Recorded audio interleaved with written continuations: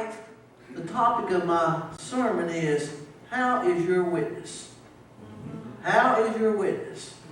So I've asked Diane, I like what Brother Jason did this morning. He had his son read the scripture, and I thought, that is so cool. So I've asked my wife to read the scripture, and there's going to be 3 different translations, and I'm going to read the last translation. Okay. If you want to turn to Galatians 5, starting with verse 22, this is what the Message says. But what happens when we live God's way? He brings gifts into our lives, much the same way that fruit appears in an orchard. Things like affection for others, exuberance about life, serenity. We develop a willingness to stick with things, a sense of compassion in the heart, and a conviction that a basic holiness permeates things and people. We find ourselves involved in loyal commitments, not needing to force our way in life, able to marshal and direct our energies wisely. Now the NLV says, but the fruit that comes from having the Holy Spirit in our lives is love, joy, peace, not giving up, being kind, being good, having faith, being gentle, and being the boss over our own desires. The law is not against these things. Those of us who belong to Christ have nailed our sinful old selves on his cross. Our sinful desires are now dead. The New King James says, but the fruit of the Spirit is love, joy, peace, long-suffering, kindness, goodness, faithfulness, gentleness, self-control. And against such there is no law. And those who are Christ have crucified the flesh with the passion and the desires. And if we live in the Spirit, let us also walk in the Spirit. People watch you, whether you know it or not. Sure. I watch people, and I'm amazed at some of the stuff that people do. Sure. Some of it's comical, some of it's not so comical. But it's amazing what some people will do, even in public. Sure. You parents and grandparents that have grandchildren and children, your children watch every move you make. And they will copy whatever you do or say. Sure. Youth. Now, I used to be youth one time. I know, I've been there and done that. But the little guys are watching you also. Sure. Be on guard. That's right. Be on guard. When Diane and I ran a daycare for a church, a local church here in Lexington, I would do crazy things to get the new kids, to laugh and, because, they're going to a strange area, especially a new child. They're going to a strange place, and mom and dad going off to work, and so I would tell these kids, everybody line up. And they'd all line up, and I said, okay, this is what I want you to do. I want you to grab your knees like this, and I want you to do this number. Some of them would just jump right in there and do it. They thought that was so funny, and they would try. Some of the kids would look at me like, what is he doing? And some of the kids could really do it really well. Every once in a while, sometimes during the day, I'd see little Johnny, little Susie that was sitting there like, what is he doing? Trying to do that. And that always amazed me that kids learn so quick, so fast. That's right. Some good things and some bad things we do. That's right. Diane and I have been in ministry. We've been married 37 years. Diane and I started out in ministry before we remarried. But one of the things that we did, when we lived in a certain area, we'd take all the kids on Sunday afternoon and pick them up because the church at the time couldn't afford a church van. So we loaded all the junior high kids and we'd have youth group. Get them home just in time to be there for Sunday night service for the pastor. Do whatever the pastor asked. And on Sunday night, the week after, he was always a week behind, we'd ask for his sermon notes. Because all the young adults would crash at our house. Now we had a lot of fun because on Sunday night after church, Diane and I, we didn't have to cook. We had a full course meal most of the time, every Sunday night for us. We didn't have to clean up the mess. They cleaned up the mess. And man, we had some nights hamburgers, sometimes we had steak, and sometimes we had lasagna, you know. But we always had a really nice meal. Well, our next door neighbor one time decided to remodel his house. And so, when he remodeled his den, instead of having just a small door like this one over here, he put a huge sliding glass door in. And so one day I was out mowing the yard, and he come to me and he said, "Terry, every Sunday night you have this huge crowd over at your house." I said, "What's going on over there?" And I said, "That's the young adults at church." I said, "They crash out, and we group up, goes to the living room, and they sing music, play guitars, and the rest of us, we discuss what the pastor said, and sometimes we even watch some of the TV evangelists, and then after they get through, we discuss his sermon, or her sermon." And he said, "Well, every Sunday night, I noticed you got a crowd over there, and I just want to know what was going on." All of you all know that our son's named Jonathan. And Diane and I, I'm going to be honest with you, we're family here, right? We're family, Yes. okay? Now, when you first get married, you got a big adjustment because you've taken on a spouse, and sometimes they're hard-headed, and you just gotta, you gotta get in there and work some things out, right? Yeah. Well, my mother-in-law, Mom, please don't say amen, but Diane and I, when we had discussed something, we didn't care. We communicate well. We got it out of our system. And so right off the bat, Diane and I were very open with each other. And Kelly, I'm going to say something. You were faster than I was. I asked Diane to marry me in 3 months instead of several weeks. So. But anyway, 4th of July, Diane, I asked her to marry on the 4th of July. But anyway, then when we decided to have this family, our son, John. Now, Jonathan, he was cool. He would try to do everything we would do, even down when we got into our heated discussions. So one day Jonathan did something, and we were correcting, and he had the same type of tone of voice that Diane and I used when we were discussing a heavy argument. That was a wake-up call. Yeah. That was a wake-up call. He came very rude. And I'm thinking, oh my, I was rude to my wife. No matter whether I was right or wrong, I was still rude to my wife. Parents, grandparents, I'm going to say this. Be careful. That's right. Now, when I got ready for this sermon, I got into it, and I wear steel-toed shoes. I wear steel-toed shoes because where I work out, I do a lot of heavy lifting and pulling and tugging. And so I'm glad that I had my steel-toed shoes on because this also applies to me. So I'm preaching to myself as well as you all. So, because I'm not perfect by any means. There are 2 types of witnesses. There's the good, and there's the bad. That's right. Now let me say that again. There are 2 types of witnesses. There's the good, and there's the bad. That's right. You never know who is watching you. It could be someone this size, or somebody this size. Right. But someone always are watching you. That's true. There was a woman came to a stoplight, and a guy in front of him went on through the stoplight. Instead, he decided to stop. And all of a sudden, her perfume and all the stuff comes out all of the purse, all over the floorboard. Her cell phone, she drops her cell phone, and on the back of her car had, "I love Jesus, meet me at Sunday school." And she started honking her horn and rolling her window down and fussing at the guy in front of him because he didn't go through the stoplight. And all of a sudden, the patrol officer pulls in behind her. And immediately he turns his lights on and he tells the lady to get out of the car, please. And he takes her on down to the jail. And a few minutes later, he said, "Ma'am, I'm sorry I had to let you go."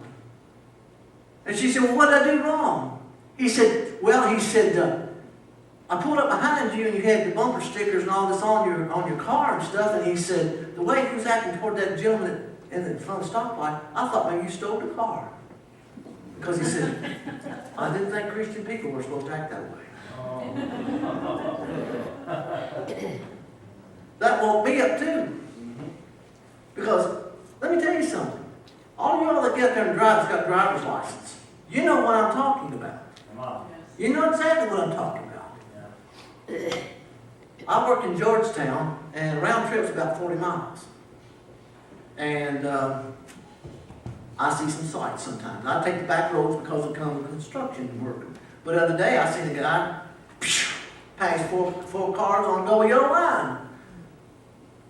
And the first thing I want to say to him, what are you thinking? I didn't say that to him, but that's what I was thinking. And all of a sudden the Holy Spirit checked me and says, you don't know what's going on with him. So I said, Lord, forgive me. I pray that wherever he gets there safe, and that he doesn't get hurt or someone else gets hurt. So you don't know what's going on. Another one, how do we act in the store? Oh my. Oh my. You let the store get a big line up, and we're like, oh, is this guy, this lady going to ever check me out? Why is this lady or this guy in front with all these groceries? I just got a handful. Why didn't let me go in front of me?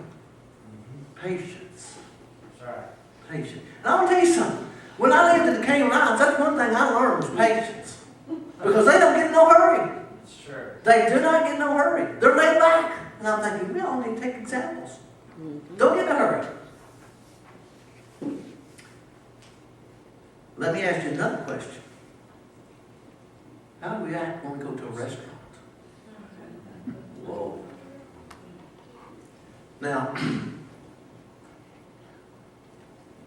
I was impressed one time. Diane and I went to a restaurant, and we had our meal and everything. And when we got our bill, this waitress had wrote all these scriptures on this bill.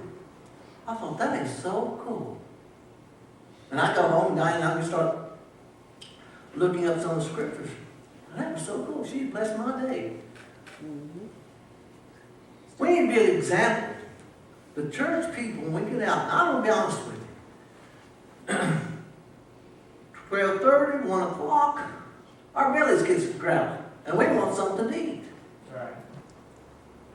Now at work, I eat about 1:30 every day, because I wait till everybody gets out of my way, and then I go in the break room and I eat in there.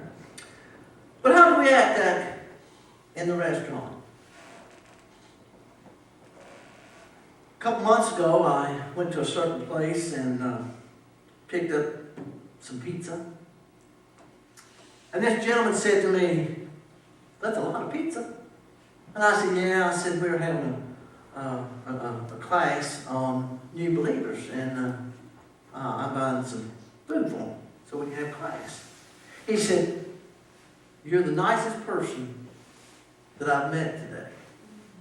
I wish I could go to church. And I said, well, I'll tell you what, you guys said, the Sundays that you're off, come to Crosspointe Church. You're welcome. And I've not seen that guy, but one of these days he's not walking in. Yeah. Okay, those who work. How do we act at work? Come on. How do we act at work? There are certain ways that people act at work that they act different in public, and they also act a little different when they're at church. So how do we act back? You know, the business out in the world should beg Christians come and work for them. Sure. We should be lined up and they're begging us. Sure. But you know, sometimes we let the world creep into us. We're supposed to be at work at 8:30, 8:45, 10 o'clock. Come on. Supposed to take a 15-minute break, we take a 20, 25. Say it. So this sometimes hits home. Because people are watching us. Sure. Now I'm going to get closer to home. How do we act at home? How do we act at home?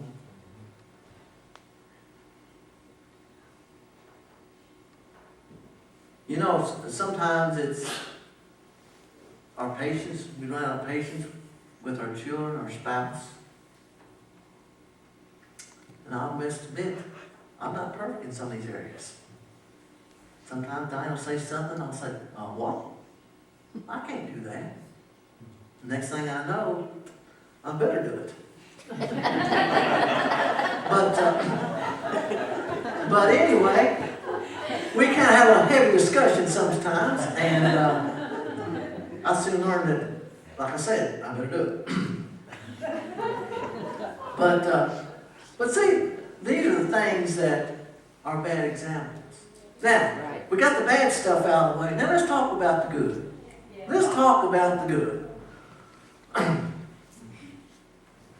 There was a neighbor going up and down the road. And he stopped and asked this guy that's always on the porch. He said, "Sir, would you come to church with me?" He's all way one of these days. Now, I'm going to say this. When my stepfather and all of us was out, when he was a pastor in a church, and he witnessed some of these people would say, "Oh, yes, I'll be there next Sunday." And we would never see them. Sometimes, a couple months, we might see them. But some people we would never see. I would rather someone come and say, "Terry, I'm not going. I'm not going to church. I know one thing, they didn't lie to me. And two, I know where they stand." Right.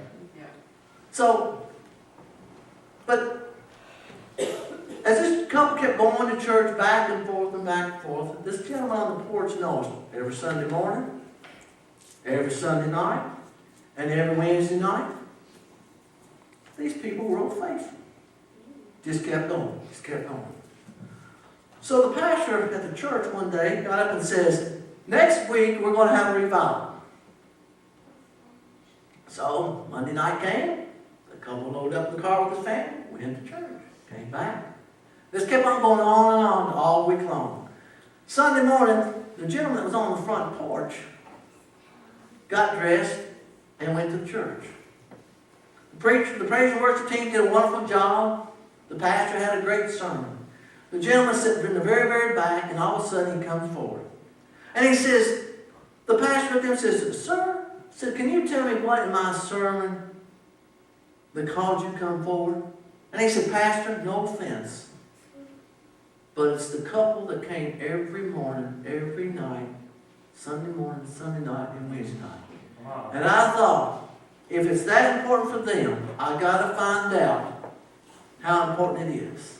Yes. You may not, your neighbors may never say a word to you, but they know whether you go to church or not. That's right. That's right. You don't have to. And you know, I've always said this too. If you're behind this pulpit and preach a sermon, there's a lot of people out there that I cannot reach through this sermon. True. It starts out there between those doors. Right. Because there are people that you're going to meet that's going to watch you, that's going to bring you in. And guess what? You're going to be part of the harvest. That's right. Because they watched you. That's correct. And they came in. Say it. If Pastor Brian's up here preaching, or if I'm preaching, or our youth pastor's preaching, or one of you all up here preaching, and they come forward, guess what? We just seal it. But it takes you all also. That's correct. Another thing is, you heard me talk, my step-grandfather was in very poor health. And we call him Granddaddy B. That's what we call him. And his wife was Annie Mae, and we call her Granny Mae. And sweet Christian country folk. He had heart trouble, he had emphysema, and he had kidney trouble. And he couldn't walk from here to the back door without sounding like he had been running 5 miles of track. He was a great example in my life because no matter how sick he was always in the house of God. He was a deacon in the church, he was the treasurer, and sung bass in the choir. And I'll never forget this. He got real sick. And they took him to the hospital, and he stayed there a couple of days. And he came home Saturday morning, Sunday morning, he was in church. And I've actually seen him sit in church that he was actually blue looking. And it helped me to think this. I'm not going to miss church just because I got a toe ache. He was faithful. I mean, he was faithful. My stepfather, a lot of y'all used to work with him. He worked in Sylvania. My stepfather, 5:30 in the morning, just like clockwork, he would get up. I could hear him getting the can, getting his coffee cup. And I've got up many mornings because he'd get ready to go to work, and I'd be getting ready to go to school or go to work. And I've seen my stepfather on the eating table, a cup of coffee in his hand, a notepad in one hand, and the Bible in the other, reading, taking notes, either for a Sunday school lesson or a sermon or just having time with God. That impressed me. So you never know who's watching you. Sure. He didn't know I was watching him. My step-grandfather didn't know I was watching him. But I was watching him. They were great examples in my life. Just like you've got many examples in your all's life. This young generation might not know who this is, but I'm on John Wayne. Some of you may know John Wayne, some of you may not. But Dr. Schuler's daughter was in an accident. And she had to have her leg amputated. So John Wayne was a fan of Dr. Schuler. So he wrote a note and told the girl, if there's anything that I can do, let me know, and I'll do the best in my power to do it. She writes back a note and says, thank you, John. I'm doing great with God's help. But I've got a question I want to ask you. Will I see you in heaven someday? So another gentleman came in to visit, and he noticed that there was an envelope on the table and signed to John Wayne. And he said to the young lady, is this for John Wayne? And she said, yes, I just don't know how to get it to him. He said, I'm going to have dinner tonight with him. Would you like for me to take it? She said, oh, by all means. So he puts it in his coat pocket, and they go out for supper, and they're all having a good time eating, and all of a sudden he felt something poking him. And he pulls it out of his pocket, and he said, oh, John, here's a note for you. A girl told me to give this to you. John opens it up, and he reads it. With tears streaming down his face, he looks around, and someone said to him, John, what's going on? What's the matter? And John said, tell the young lady that I will see her in heaven someday because I just accepted Jesus Christ as my Savior. 3 weeks later, he passes away. We don't know who's watching us. That's right. Good word. What type of witness are we giving people? Come on. You know, we look at this, well, you know, I can do this. I don't have to worry about my brother. Well, in Galatians chapter 3, verses 1, it says, since you have been raised to a new life with Christ, set your sights on the realities of heaven, where Christ sits on the place of honor of God's right hand. Think more of things of heaven, not of earth. For death to this life, and the real life is hidden with Christ in God. And when Christ who is your life, is revealed to the whole world, you will share it all in His glory. So put to death sinful and earthly things looking within you, having nothing to do with sexual immorality, impurity, lust, evil desires. Don't be greedy, for greedy person is an adulterer, worshiping things of this world. Because these sins, anger of God is coming. You used to do these things when your life was a part of this world. But now is the time to get rid of anger, rage, malice behavior, slander, dirty language. Don't lie to each other, for you have stripped off the old sinful nature and its wicked deeds. Put on the new nature and be renewed as you learn to know how your Creator and become like Him. Amen. That's our prayer. That's right. Become like God. That's right. Let me tell you something. When we're out here in the world, we may be the only people that they'll see Jesus through. That's right. I like what Brother Jason said this morning. He said, how many got a cell phone's got a light on? We're the ones that's supposed to spread the light, the gospel. Yes. That's right. I hate light when I go to bed. When I go to bed at night, the first thing I do is my cell phone goes flat down so I can't see the little green light when you get a message. I cannot stand that. But you know what? In the Christian world, we need to be as bright as they can. And let me tell you something, youth. I want to tell you something. Like I say, I used to be youth one time too. I mean, I'm getting ready to push 60, but I can remember my youth days. You got a way to witness where I'll never be able to touch That's in right. youth. That's right. Stand up for Christ. Don't be bashful. Because let me tell you something. When you're spreading the light, either one of two things is going to happen. They're going to come to you and say, what have you got? I want part of that. Mm-hmm. That new life. Or they're going to run the other way. That's true. Because you know what? Light and darkness can't mix. That's it. That's it. They can't mix.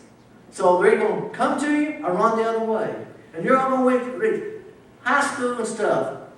Make sure your witness is good. Yes. Because it's awful easy to pick up bad habits. Come on. Bad habits. And then it says, since God chose you to be holy people, He loves you and must clothe yourself with tenderheartedness, mercy, kindness, humility, greatness, and patience. Make allowance for each other's faults and forgive one another who offend you. Remember, the Lord forgave you, so you also must forgive others. Above all, clothe yourselves with love, which binds us together in perfect harmony. Let the peace that comes from Christ rule in your hearts. As for members of one body, you are called to live in peace and always be thankful. Wow. You know, I'm very thankful for this little church. Amen. I fell in this little church the first Sunday I came here. Didn't know anybody, didn't even know Pastor Brian. And I told Diane, you know, when I got here, the Spirit of God was here. And I was sitting there and tears just rolled down my eyes. And I'm thinking, these people don't know me. Why am I crying? I just come to visit. I just come to visit. Check you guys out. But one thing I found out about this little church, y'all that love this little church I've ever met. Y'all love people. That's right. That's how the church should be. No matter if I've got a suit on or a pair of ragged jeans on. Amen. We need to love one another. Yes. Amen. That's right. You know, it's always easy to find fault in everybody. Come on. I've always said this. I can do 10 great things and one bad thing, and you're going to remember the bad thing over the 10 good things I've done. That's right. True. True. It should be the opposite. Boy, Terry did this, or so-and-so did this, and he did this, and he did that, and, you know, wow. It's not, oh man, did you know what Terry did the other day? He stumped his toe, he said a bad word. Oh, I can't believe he said that. You should remember the 10 good things. That's right. Well, in closing, I'm going to say this, and all of you all know that I'm not bragging when I say this. I'm very humbled that these two people said this, and so please, what I'm going to be able to share with you all, that you all don't think I'm bragging, because I didn't know that people were watching me. When Jonathan went to buy Megan's engagement ring, he goes out and he fills out the paperwork at this certain jewelry store. And she looks down and she looks and she said, Popp. She said, Jonathan, she said, do you know a Terry Popp? And Jonathan asked. He said, yeah, that's my dad. He said, said, yeah, that's my dad. No. She said, well, let me tell you something. Now, I've only met the lady twice. I worked with her husband all the time at the particular place we worked at. But I only met his wife twice. Once she came to the store, and then once I had to do something and stop at the store she was working at. She said, he's the nicest man and the most politest man I've ever met. And I usually don't say that much about men. So Jonathan told me that. I thought, oh my, I don't even know this man. Wow. A couple months ago, Jonathan and Meg decided to buy a house. And it was the end of their lease at the house they were at, and the landlord said, no, you got to sign another year's lease. And John said, well, I'm buying this house, and I just need a couple weeks to leave my furniture here, and then I'll pay an extra month. He said, no, you got to sign the whole 12 lease or move out. So John said, Dad, I have no other choice but put my furniture in storage. So I said, well, Jonathan, I said, go over there where we used to have our storage at, and I said, they'll work with you. And I said, tell them what's going on and be up front with them, and they'll work with you. He said, okay. So that night, he called me, he said, Dad, you know everybody in the United States. And I said, what's the matter, Jonathan? He goes, the lady at the rental place wanted to know, did I know Terry Popp? And he said, yeah, that's my dad. She said, he is one of the nicest men I've ever met. He's never been in here rude. There's always been sometimes a crowd here, but he's never been rude. Now I'm saying all this, not bragging, please. Please. I'm not bragging. Because I'm very humbled that person said that, those two people said that. Be careful. You don't know who's watching, and you may be a living example because someone will come to Christ. Amen.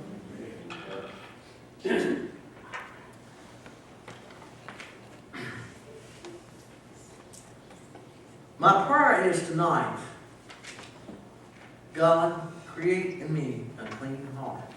Yes. I hope that's your all's prayer tonight. God, create in me a clean heart. It's awful easy to go out here in the world and be part of the world. Come on. Isn't it? Yes. Because, let me tell you something. The world is in bad shape. I don't have to tell you this. You don't even have to watch the news. If you don't think the world's in a bad shape, stay down here sometimes and watch people and you'll find out. Yes. You'll find out.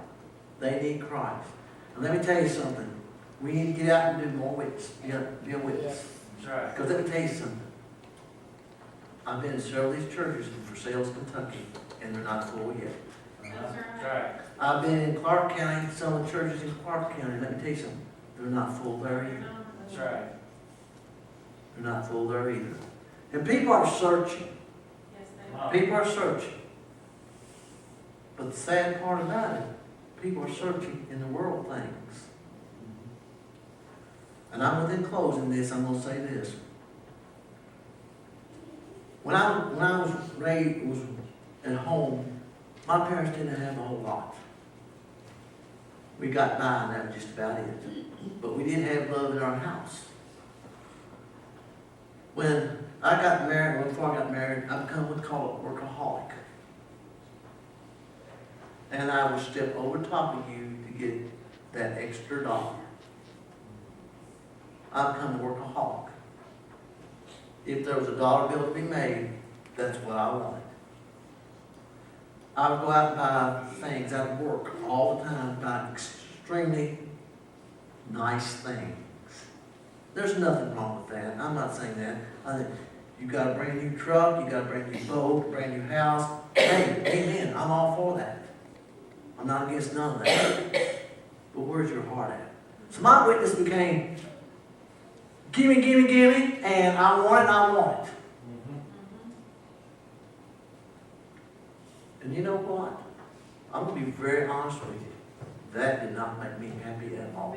Amen. Because I stressed out because I couldn't make that extra dollar. Because sometimes they say, Terry, you work so many hours, you need rest. Oh, I need this, I need this. And I was going after the worldly pleasures. There's nothing wrong with having nice things. But make sure God is over your pocketbook. Yes. Make sure He's over your pocketbook. So tonight, in closing, I want to say this. God created in all of us a clean heart. The altars are open tonight, and if you want special prayer, you can come up front, and Pastor Brian and us will pray over you. If you're here tonight and don't know Jesus Christ, let me tell you something. That is one of the happiest lives I've ever been in. I was 12 years old and I accepted Jesus in my heart. I was a Christian. My wife, when we got married, we went to a Bible study, Spirit-filled Bible study. And you've heard me tell this story. But you know, God also, like Kelly says, God sends people in your way. And God sent my wife to me because when we started going to these Spirit-filled Bible studies, she knew that there was more out there, and she wanted me to get filled with the Holy Spirit. And I thank my wife tonight that she, there again, better do what the boss says, go with her. But if it wasn't for her, every once in a while kind of pushing that away, I may not be here tonight preaching to you all. It's one of the happiest lives that you can ever live. Now don't get me wrong, you're going to have some problems, but with God's help, you'll get through it. I can't imagine waking up in the morning not knowing God. This blows my mind. So if you're here tonight and you don't know Jesus, I invite you to come to the altar. We'll pray with you as long as it takes. So the altars are open.